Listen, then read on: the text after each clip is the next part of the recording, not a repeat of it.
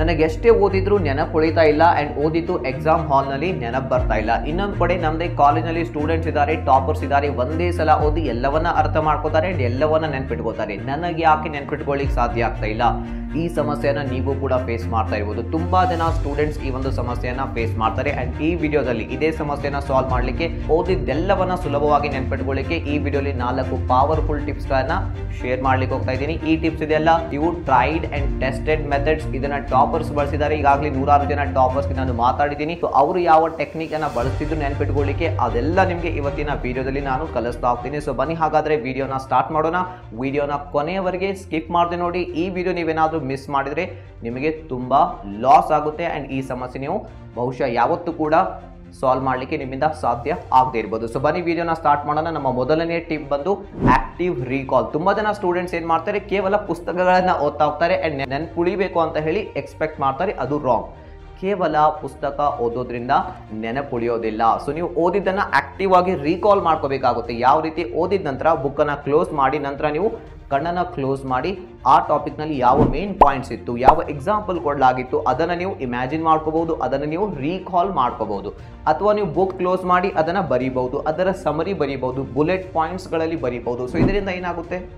ಇದರಿಂದ ನಿಮಗೆ ಗೊತ್ತಾಗುತ್ತೆ ಏನು ಅರ್ಥ ಆಗಿದೆ ಅಂಡ್ ಏನು ನಿಮಗೆ ನೆನಪಿದೆ ಅಂತ ಹೇಳಿ. ಅಂಡ್ ಸೆಕೆಂಡ್, ಏನು ಅರ್ಥ ಆಗಿಲ್ಲ, ಏನು ನೆನಪುಳಿದಿಲ್ಲ. ಸೊ ಇದರಿಂದ ನೆಕ್ಸ್ಟ್ ಟೈಮ್ ನೀವು ರಿವೈಸ್ ಮಾಡುವಾಗ ಏನು ಅರ್ಥ ಆಗಿಲ್ಲ, ಏನು ನೆನಪುಳಿದಿಲ್ಲ, ಅದಕ್ಕೆ ನೀವು ಎಕ್ಸ್ಟ್ರಾ ಟೈಮ್ ಅಂಡ್ ಅಟೆನ್ಷನ್ ಕೊಟ್ಟು ಅದನ್ನು ಸರಿಯಾಗಿ ಸ್ಟಡಿ ಮಾಡಬಹುದು. ಅಂಡ್ ಇದು ನೀವು ಎಕ್ಸಾಮ್ ಹಾಲ್ನಲ್ಲಿ ಈ ಪ್ರಾಬ್ಲಮ್ ಅನ್ನ ಫೇಸ್ ಮಾಡಿರ್ಬೋದು. ನೀವು ಆ ಟಾಪಿಕ್ ಓದ್ಕೊಂಡು ಹೋಗಿರ್ತೀರಾ, ಅದೇ ಟಾಪಿಕ್ ಮೇಲೆ ಎಕ್ಸಾಮ್ನಲ್ಲಿ ಕ್ವಶನ್ ಬಂದಿದೆ, ಬಟ್ ಎಕ್ಸಾಮ್ ಹಾಲ್ನಲ್ಲಿ ಅದು ನೆನಪು ಬರ್ತಾ ಇಲ್ಲ.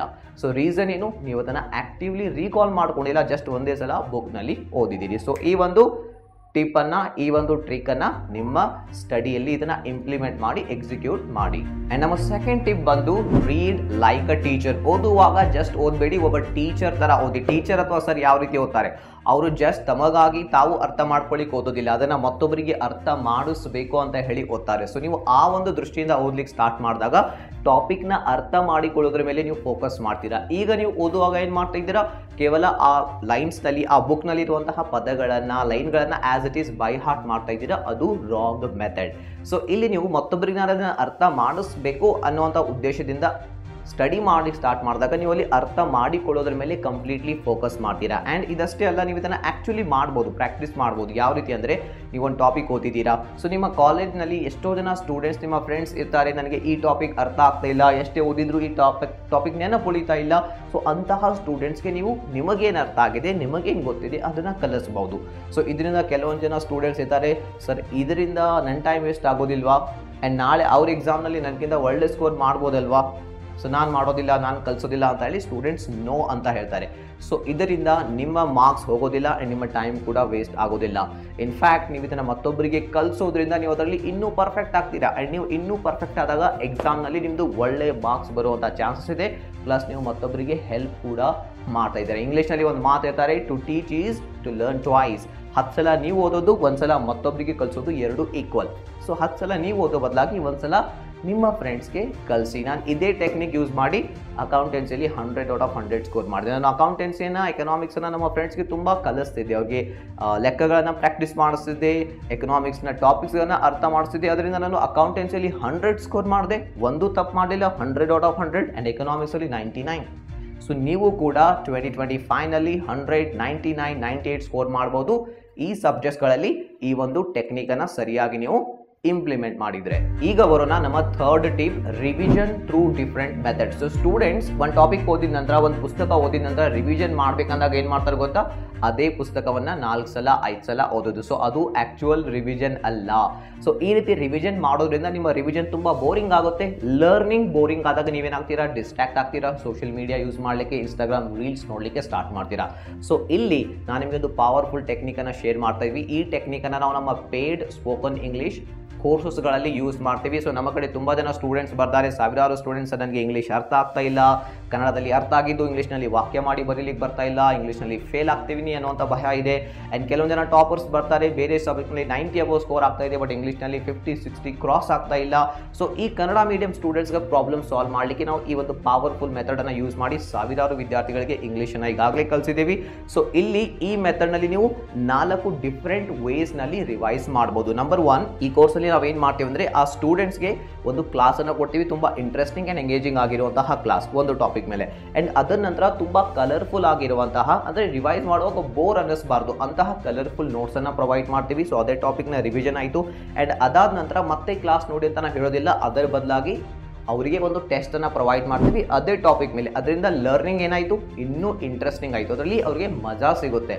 ಸೊ ಕಲಿಯುವಾಗ ಖುಷಿ ಸಿಗ್ತಾ ಇದೆ, ಇಂಟ್ರೆಸ್ಟ್ ಬರ್ತಾ ಇದೆ ಅಂದರೆ ಸೊ ಸುಲಭವಾಗಿ ನೀವು ಕಲಿಬೋದು. ಆ್ಯಂಡ್ ಟೆಸ್ಟ್ನ ನಂತರ ಮತ್ತೆ ನಾವು ಏನು ಮಾಡ್ತೀವಿ, ಅವರಿಗೆ ಅದೇ ಟಾಪಿಕ್ನ ಮೇಲೆ ಒಂದು ಅಸೈನ್ಮೆಂಟ್ ಕೂಡ ಪ್ರೊವೈಡ್ ಮಾಡ್ತೀವಿ. ಸೊ 4 ಡಿಫ್ರೆಂಟ್ ಮೆಥಡ್ಸ್ನಲ್ಲಿ ನಾವು ಅವ್ರಿಗೆ ರಿವೈಸ್ ಮಾಡಿಸೋದ್ರಿಂದ ಸುಲಭವಾಗಿ ತುಂಬ ಜನ ಇಂಗ್ಲೀಷ್ ನಮ್ಮ ಹತ್ರ ಕಲ್ತೋದ್ರು. ಸೊ ಈ ಮೆಥಡನ್ನು ನೀವು ಏನು ಮಾಡ್ಬೋದು, ನಿಮ್ಮ ಸ್ಟಡಿಯಲ್ಲಿ ಬಳಸಿ. ಸೊ ಕೇವಲ ಬುಕ್ಕನ್ನು 10 ಸಲ ಓದಬೇಡಿ, ಒಂದು ಕ್ಲಾಸ್ ಅಟೆಂಡ್ ಮಾಡಿ. ನಮ್ಮ ಎಕನಾಮಿಕ್ಸ್ ಕ್ಲಾಸ್ ಕೂಡ ಇದೆ ನಮ್ಮ ಚಾನಲ್ನಲ್ಲಿ, ಸೊ ಅದನ್ನು ನೋಡ್ಬೋದು.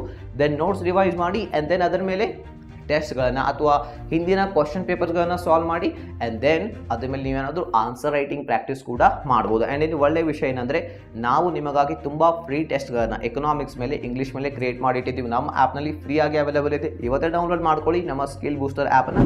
ಲಿಂಕ್ ನಾನು ನಿಮಗೆ ಡಿಸ್ಕ್ರಿಪ್ಷನ್ ಬಾಕ್ಸ್ನಲ್ಲಿ ಕೊಟ್ಟಿರ್ತೀನಿ, ಅಲ್ಲಿಂದ ನೀವು ರಿವಿಷನ್ ಮಾಡ್ಬೋದು. ಸೊ ಈ ರಿವಿಷನ್ ಟೆಕ್ನಿಕನ್ನು, ಈ ರಿವಿಷನ್ ಮೆಥಡನ್ನು ನೆಕ್ಸ್ಟ್ ಟೈಮ್ ನೀವು ಯಾವುದೋ ಸಬ್ಜೆಕ್ಟ್ ರಿವೈಸ್ ಮಾಡುವಾಗ ಇದನ್ನು ಬಳಸಿ. ಆ್ಯಂಡ್ ದೆನ್ ಬರುತ್ತೆ ನಮ್ಮ 4ನೇಯ tip, power of visualization. So ಈ ಟೆಕ್ನಿಕ್ ತುಂಬ ಅಂದರೆ ತುಂಬ ಕಡಿಮೆ ಜನ ಯೂಸ್ ಮಾಡ್ತಾರೆ. ಸೊ ನಾವೇನು ಮಾಡ್ತೀವಿ, ಓದುವಾಗ ಕೇವಲ ಆ ಬುಕ್ನಲ್ಲಿರುವಂತಹ ಲೈನ್ಸ್ಗಳನ್ನು, ಪದಗಳನ್ನು as it is by heart ಮಾಡ್ತಾ ಹೋಗ್ತೀವಿ. ಸೊ ಹಾಗಾಗಿ ಇದು ಎಕ್ಸಾಮ್ ಹಾಲ್ನಲ್ಲಿ ನೆನಪು ಬರೋದಿಲ್ಲ. ಸೊ ಓದಿದ್ದನ್ನು ನೀವು ವಿಜುವಲೈಸ್ ಮಾಡ್ಕೋಬೇಕಾಗುತ್ತೆ, ಅದನ್ನು ಇಮ್ಯಾಜಿನ್ ಮಾಡ್ಕೋಬೇಕಾಗುತ್ತೆ. ಸೊ ನೀವು ಯಾವ ರೀತಿ ನೆನ್ಪಿಟ್ಕೋತೀರಾ, ಈ ಮೈಂಡನ್ನು ಬಳಸಿ ಫಸ್ಟ್ ಅರ್ಥ ಮಾಡ್ಕೊಳ್ಳಿ, ಈ ಮೈಂಡ್ ಯಾವ ರೀತಿ ವರ್ಕ್ ಮಾಡುತ್ತೆ. ಮೈಂಡ್ ಇದೆಲ್ಲ ಪದಗಳಲ್ಲಿ ಯೋಚನೆ ಮಾಡೋದಿಲ್ಲ, ಅದು ಚಿತ್ರಗಳಲ್ಲಿ, ಇಮೇಜಸ್ಗಳಲ್ಲಿ ಥಿಂಕ್ ಮಾಡುತ್ತೆ. ಫಾರ್ ಎಕ್ಸಾಂಪಲ್, ನಾನು ತಾಜ್ ಮಹಲ್ ಅಂತ ಹೇಳಿದೆ, ಏನು ಬಂತು ಈಗ ಮೈಂಡ್ನಲ್ಲಿ, ತಾಜ್ ಮಹಲ್ನ ಚಿತ್ರ. ಮದರ್ ಏನು ಬಂತು, ನಿಮ್ಮ ತಾಯಿಯವರ ಚಿತ್ರ, ಹೌದಾ? ಸೊ ಈ ಮೈಂಡ್ ಇದೆಲ್ಲ ಇಮೇಜಸ್ಗಳಲ್ಲಿ ಥಿಂಕ್ ಮಾಡುತ್ತೆ. ಸೊ ಹಾಗಾಗಿ ನೀವು ಏನೆಲ್ಲ ಓದ್ತಾ ಇದ್ದೀರಾ, ಹಿಸ್ಟ್ರಿ ಆಗಿರ್ಬೋದು, ಸೈನ್ಸ್ ಆಗಿರ್ಬೋದು, ಪೊಲಿಟಿಕಲ್ ಸೈನ್ಸ್ ಆಗಿರ್ಬೋದು, ಆ್ಯಂಡ್ ನಿಮ್ಮ ಎಕನಾಮಿಕ್ಸ್ ಆಗಿರ್ಬೋದು, ಅದನ್ನು ಇಮ್ಯಾಜಿನ್ ಮಾಡ್ಕೊಳ್ಳಿ, ವಿಜುವಲೈಸ್ ಮಾಡ್ಕೊಳ್ಳಿ. ಫಾರ್ ಎಕ್ಸಾಂಪಲ್, ಈಗ ಒಂದು ಟಾಪಿಕ್ ತಗೊಳ್ಳಿ, ಎಕನಾಮಿಕ್ಸ್ನಲ್ಲಿ ಇದೆ ಇಳಿಮುಖ ಸೀಮಾಂತ ದೃಷ್ಟಿಕೋನ ನಿಯಮ. ಈ ಟಾಪಿಕ್ ನಾನು ಓದುವಾಗ ಯಾವ ರೀತಿ ವಿಜುವಲೈಸ್ ಮಾಡ್ಕೊಳ್ತಿದ್ದೆ ಅಂದರೆ, ಮೊದಲು ನಾನು ಒಂದು ಸೇಬು ಹಣ್ಣನ್ನು ತಿಂದೆ, ನನಗೆ ತುಂಬ ಖುಷಿ ಸಿಕ್ತು.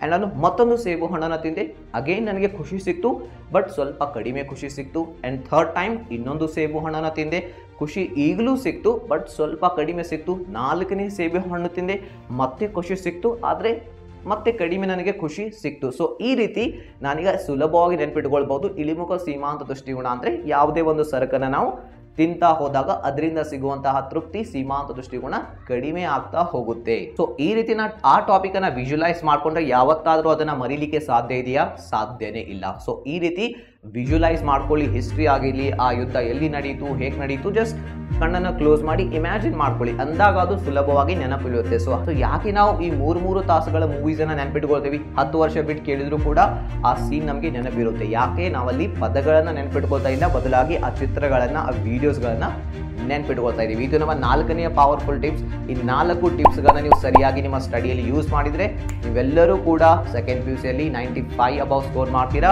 ಆ್ಯಂಡ್ ಈ ಟೆಕ್ನಿಕ್ಸನ್ನು ಸರಿಯಾಗಿ ಇಂಪ್ಲಿಮೆಂಟ್ ಮಾಡಿ. ಸೊ ಈ ವಿಡಿಯೋ ನಿಮಗೆ ಇಷ್ಟ ಆಗಿದೆ ಅಂತ ಅನ್ಕೋತೀನಿ. ವಿಡಿಯೋ ಇಷ್ಟ ಆಗಿದ್ರೆ ಅಟ್ಲೀಸ್ಟ್ ನಿಮ್ಮ ಒಬ್ಬ ಫ್ರೆಂಡ್ನ ಜೊತೆಯಲ್ಲಿ ಈ ವಿಡಿಯೋನ ಶೇರ್ ಮಾಡಿ. ಸಬ್ಸ್ಕ್ರೈಬ್ ಮಾಡ್ತಿರೋ ಬಿಡ್ತಿರೋ ಅದು ನಿಮಗೆ ಬಿಟ್ಟಿರೋದು, ಬಟ್ ಅಟ್ಲೀಸ್ಟ್ ನಿಮ್ಮ ಒಬ್ಬ ಕ್ಲೋಸ್ ಫ್ರೆಂಡ್ ಜೊತೆಯಲ್ಲಿ ಈ ವಿಡಿಯೋನ ಶೇರ್ ಮಾಡಿ. ವಿಡಿಯೋನ ಕೊನೆವರೆಗೆ ನೋಡೋದಕ್ಕಾಗಿ ನಿಮ್ಮೆಲ್ಲರಿಗೂ ಧನ್ಯವಾದಗಳು. ಆ್ಯಂಡ್ ಮತ್ತೆ ಸಿಗೋಣ ನೆಕ್ಸ್ಟ್ ವಿಡಿಯೋದಲ್ಲಿ.